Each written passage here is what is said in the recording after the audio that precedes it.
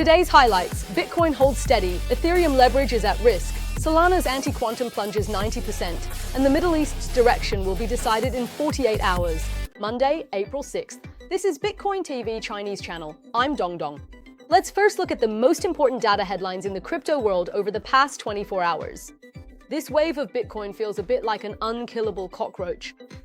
Despite the macro chaos, it actually rebounded to near $69,000, basically telling the traditional markets, "You guys keep falling, I'm moving on." The on-chain data is also looking quite supportive. Binance leverage is now around 0.16, compared to a previous high of 0.34, making the contrast very clear. This wave isn't driven by people recklessly over-leveraging, it's relatively restrained. Simply put, this rise looks more like real money buying rather than futures players gambling. The funding rate is also steady at 0.0069, neither high nor low, showing bullishness without the frenzy. Looking at the US, the Coinbase premium is still negative, indicating that institutional big players haven't entered in a big way yet.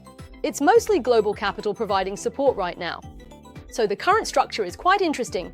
Without being propped up by leverage, it's actually more stable. The $65,000 range is likely a solid support level. Even if the market shakes again, a series of liquidations or a stampede scenario is unlikely. This wave isn't driven by sentiment, but rather supported by the underlying structure. As for Ethereum, it's essentially being controlled by futures. Open interest has returned to 6.4 million ETH, with Binance Premium accounting for over a third, basically acting as the market's engine. Even more extreme, the spot-to-futures ratio has hit 0.13, meaning for every $10,000 in spot, there's $7 gambling on leverage. Simply put, people aren't buying the coin, they're betting on the market. If the direction shifts and positions get squeezed, a chain reaction of liquidations will occur, instantly amplifying price swings. So the current ETH market is essentially dominated by high leverage. Spot can't hold it up, and the market is driven more by positions than by fundamentals. Bitcoin is currently around $67,300, but the key isn't the price, it's whether on-chain funds are moving. The data is clear. The binary CDD SMA7, which tracks large fund movements, is at about 0.14, a relatively low level, indicating that long-term holders aren't really selling. By comparison, when the market had issues before, this indicator was around 0.4 or even 0.7. We're clearly nowhere near that right now. This shows that current volatility is mostly short-term capital messing around. Large capital is actually still on the sidelines, with no signs of concentrated selling. So what to watch next isn't price fluctuations, but whether these old coins start moving. Once the CDD surges significantly, that's when the real selling pressure begins, and the market could enter a deeper round of adjustment. Please like and hit the bell icon. We'll keep you updated with news 24 hours a day. Join as a member to watch the exclusive weekly review released by Michael every Monday at 8 a.m.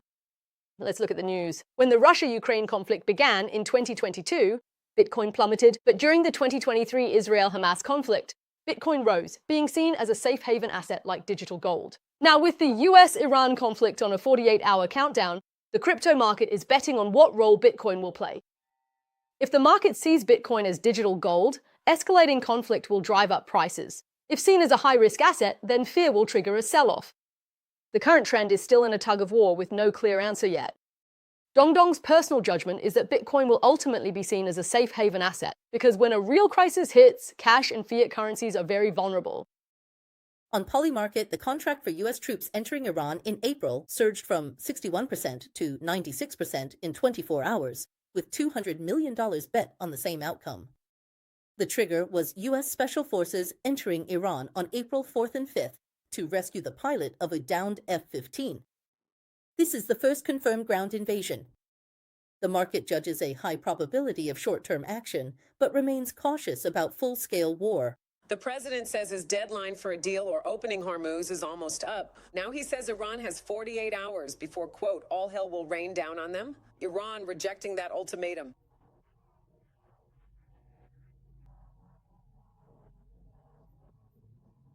Bitcoin hasn't been a safe haven in the past day. Instead, it was treated as a risk asset, with the price near $69,100, hitting a low of $66,624 and a high of $69,415. It first dropped about $2,500 before being pulled back up. This shows the market didn't directly see the US-Iran conflict as a positive, but is re-evaluating whether Bitcoin is a safe haven asset or a high volatility risk asset. The key to this geopolitical game isn't how tough Trump is, but whether Iran will actually take action. Iran's diplomats have already spoken out. If you move against me, I will retaliate. They also said they would block the Strait of Hormuz.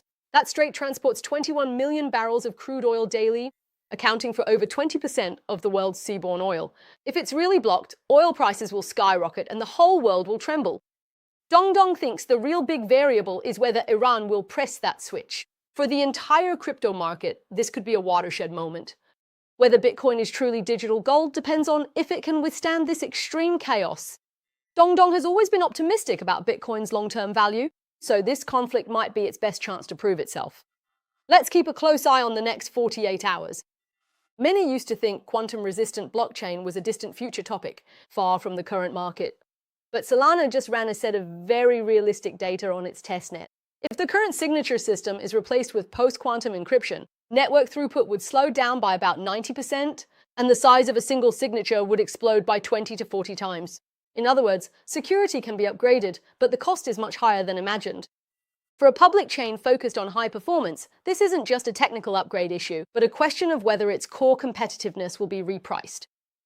This test was completed by Solana and Project 11 using the NIST 2024 standardized ML-DSA algorithm. The original ED25519 signature was about 64 bytes, but after switching, it expanded to 1,300 to 2,500 bytes, a 20 to 40-fold increase. Blockchain is a high concurrency system, so larger signatures directly increase the network load. More critical is performance. The testnet shows throughput dropped by about 90%. This means post-quantum security isn't a simple upgrade, but a trade-off with speed, cost, and user experience. For Solana, which focuses on high performance, the pressure is especially evident. The most painful part of this test isn't how bad the data looks, but that Solana's design itself has inherent flaws. Bitcoin and Ethereum have a protective shell on the outside, but for Solana, the account address is just the raw public key, completely exposed. If quantum computing really can crack elliptic curves in the future, Solana accounts will be the first to suffer. The issue is actually quite practical. If you want security, you have to sacrifice performance. And this cut could very likely slash performance by 90%. For Solana, this is a soul-searching question, and it's the same for the entire industry. Post-quantum resistance isn't just a slogan, it requires trading real money and user experience. Whoever goes first is safer, but they also have to take the first hit. Musk and Altman have a falling out. Who is manipulating the fear? Man, fate loves irony next level. Stealing electricity in a pigsty to mine Bitcoin leads to a 15-year sentence, a wake-up call for all miners. Recently, a case has been trending on social media. 2 miners in Heilongjiang, China, were sentenced for stealing electricity from oil-field high-voltage lines in an abandoned pigsty to mine Bitcoin. This case reflects the global state of Bitcoin mining. On one hand, difficulty is at record highs and competition is fierce. On the other, the cost of breaking the law is skyrocketing. The Chinese government's stance is clear: zero tolerance. In September 2024, individuals surnamed Zhang and Zhao set up a Bitcoin mining site in an abandoned pigsty near the Daking oil field, powered by illegally tapping into nearby high-voltage lines. They initially deployed 24 mining rigs, later expanding to 36, operating 24/7. This continued until they were caught in August 2025. During this time, they stole over 1 million kilowatt-hours of electricity, worth about 800,000 yuan. Ultimately, the court found them guilty of theft, sentencing them to a total of 14 years and 10 months, nearly 15 years. We will focus on industrial scale and centralized mining, as well as mining involving state-owned entities and Bitcoin mining to carry out comprehensive rectification. For entities using residential electricity rates, if found participating in cryptocurrency mining, we will consider imposing punitive electricity prices to maintain high pressure on these activities. China's crackdown on illegal mining continues to intensify. Before the pigsty case, in March, a large polysilicon producer in Xinjiang was fined $14.5 million for illegally supplying power to miners. The investigation began with a search operation in December, and authorities also confiscated their illegal gains. This crackdown directly caused about 400,000 to over 1 million mining rigs to shut down. Mining Bitcoin is no longer a business where anyone with a machine can make money. The difficulty has hit an all-time high, and the competition is extremely fierce. In the past 7 days, Bitcoin mining difficulty rose from 133.79 T back to 138.97 T, a single round increase of about 3.87%. This shows that miners' hash power is recovering. Some people, unable to bear the costs, have started stealing electricity or using illegal power. But China's stance is very clear. If you're caught, it's not just a fine. You might also spend a few years in prison. This is actually telling all miners, if you want to do it honestly and comply with regulations. Otherwise, the price will be very high. The industry has changed too. It used to be that retail investors could still do it, but now it's basically a game for large mining farms. Small players are either out of the game or taking the wrong path, and now that path is basically blocked off too. In early 2024, Elon Musk officially sued OpenAI's Sam Altman. This conflict escalated from public disagreement to legal confrontation. By mid-2024, he chose to drop the lawsuit for a while, which looked like a brief ceasefire, but he soon refiled it, and with a much more aggressive version. To this day, this lawsuit is still dragging on with no result at all. If you still think of this as a battle of ideals, you'd be wrong. The split between Elon Musk and Sam Altman isn't essentially about who cares more about humanity, but about who is better at exploiting fear. After conducting nearly 300 interviews, Karen Hao, an investigative journalist in the AI field, reached a cold conclusion. This isn't a conflict, it's a design. From day one, Musk's core anxiety was seized by Altman, and then step by step it was amplified, packaged, and monetized. You think they're fighting over direction, but in fact, they're doing something more practical, using the other's weakness to trade for resources, for a narrative, and finally, for control. To sum it up in one sentence, it's not about who is more right, but about who is better at using people. At the 2015 Redwood dinner, Musk expressed his fear of AI monopoly spinning out of control. Karen Hao pointed out that Sam Altman didn't argue. Instead, he mirrored this emotion to build trust and gain resources. 3 months later, this fear was distilled into the narrative that AI is the greatest threat to humanity. By 2017, the conflict erupted. Musk proposed taking over OpenAI or merging it into Tesla, supporting its monetization while demanding the CEO position, majority control, and succession rights. After Ilya Sutskever and others refused, the two sides turned from cooperation to confrontation. Musk subsequently resigned from the board and publicly criticized OpenAI. I'm not sure of the exact number, but it's some number on the order of $50 million. So the whole, man, fate loves irony, next level. After Musk left, the OpenAI narrative shifted from preventing AI from spinning out of control to AI reshaping everything. The former emphasized boundaries, while the latter emphasized expansion. The change in narrative drove capital inflow and valuation increases, and the industry shifted accordingly. Karen Hao pointed out that for Altman, the key wasn't whether he believed in the risks, but in choosing a narrative that could better attract funding and consensus. Silicon Valley has a harsher rule. Those who control technology may not control the future, but those who control the narrative will definitely control the valuation. OpenAI's original story was about preventing AI from spiraling out of control. That was Elon Musk's logic, having boundaries and risk awareness. But after he left, the story was completely rewritten to say that AI will reshape everything. This is Sam Altman's logic. No boundaries, only growth.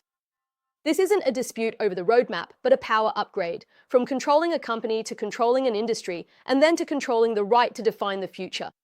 If Musk is building the engine, then Altman is writing the script. And in this day and age, the person writing the script is often the one who decides who wins.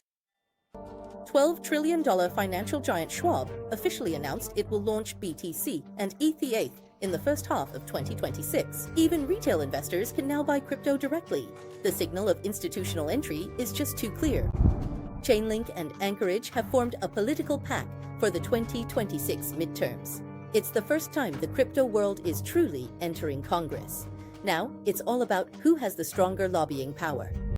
Real-world asset tokenization saw $1.2 billion in Q1 funding, a 100% increase. Capital is going wild. Real estate, bonds, and artwork are all moving on-chain. The next trillion-dollar opportunity is right here. The meme factory on Solana has broken records again.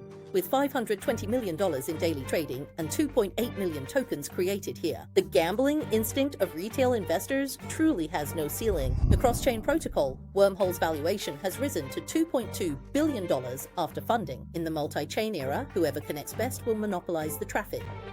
Top-tier funds are all scrambling for a piece of this sector. Do you think the workplace is still about who works the hardest? It's actually about your choices and your timing. Many people are busy from dawn to dusk, yet they're always stuck in low-value tasks. What truly sets people apart isn't how hard you work, but where you spend your time. Never mistake hard work for progress, and don't mistake stability for security. The cruelest part of this era is that you can work very hard, but if the direction is wrong, you're just spinning your wheels or even going backward. Remember this: average people compete on time, experts compete on leverage, and the top tier compete on perception. When you start using tools, systems, and higher dimensional ways to solve problems, your efficiency will truly leap forward. Don't wait for opportunities to find you. Instead, make yourself someone who is needed. Here's something even more sobering. Your current income is essentially the monetization of your past perceptions. If you want to change the outcome, upgrade your perception first. All right, that's our deep dive for this episode. Our channel focuses on core narratives and value discovery in the digital asset space. If you agree with our logic, feel free to stay updated with the latest news and turn on real-time notifications. To access higher dimensional research reports, you can also follow our advanced channel. From Monday to Friday, I'll share my personal reviews of market cycles to capture certainty within the trends. See you tomorrow.